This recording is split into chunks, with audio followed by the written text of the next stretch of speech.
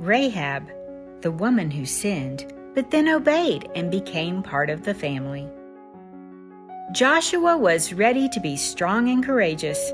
It was time for him to lead the people into the promised land. But God hadn't promised it was going to be easy. There were some enemies that needed conquering, and the first city they were going to take was a city called Jericho.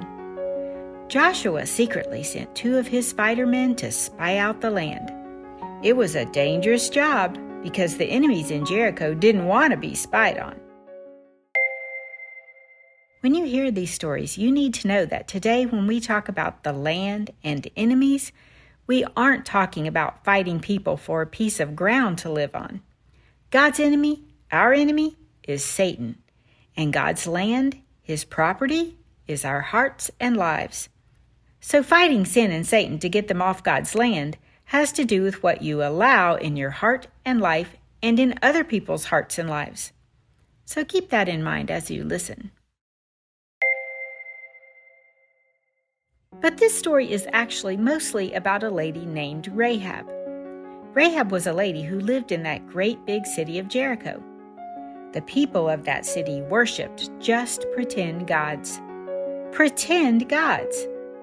Why would they do that? Can a just pretend God help you? No. Can a just pretend God love you? No. Can a just pretend God save you from danger? No. But the people of Jericho liked their just pretend gods. With a fake God, they could do anything they wanted. No rules for them. But that just made them more and more unwise, selfish, and wicked. This is where Rahab lived, and Rahab grew up making really bad choices. Her heart felt ugly. The bad things she did didn't make her happy at all. Rahab had actually heard of God Almighty. When she was a young girl, all of Jericho had heard of the news of the powerful God that rescued his children from slavery and the Pharaoh of Egypt. She'd even heard about how God had split open the Red Sea so that his family could cross over on dry ground. Well, one day more news came to the city of Jericho. The powerful God that humbled all of Egypt is coming here, and so is his army of people. After 40 years in the desert, he is giving them this land, our land. This news frightened everyone, even the king. Rahab looked out the window of her house, wondering what would happen. One day, 2 men tiptoed into Jericho. They were the 2 men Joshua sent from God's army, spies. They needed to find out some information about the city, but they had to do it secretly. When the 2 spies came to Rahab's house, she warned them that the enemy soldiers were looking for them. Come in, she whispered to the 2 men. Hide in here. She hid them on her roof by covering them with straw. When the king's soldiers came to Rahab's house, they couldn't find God's men anywhere. So once the soldiers had gone away, Rahab went up to talk with the men some more. I know you serve the real God, Rahab told them. Your God is the God of heaven and earth. Everyone here is afraid of you, and I know that your God is giving you this land. Since I have helped you, will you save me and my family? Oh, yes, said the 2 men.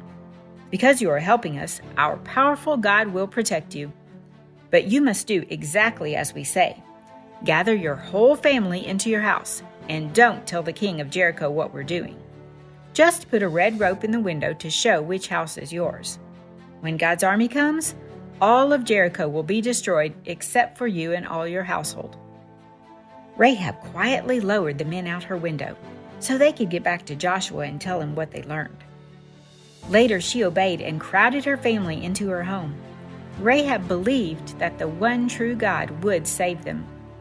After God's army came to Jericho, all the walls of the city came crashing down, except right where Rahab lived. Her house stood firm, and Joshua and his men rescued Rahab and her family. But everyone else in Jericho, who worshipped their just pretend gods, were destroyed.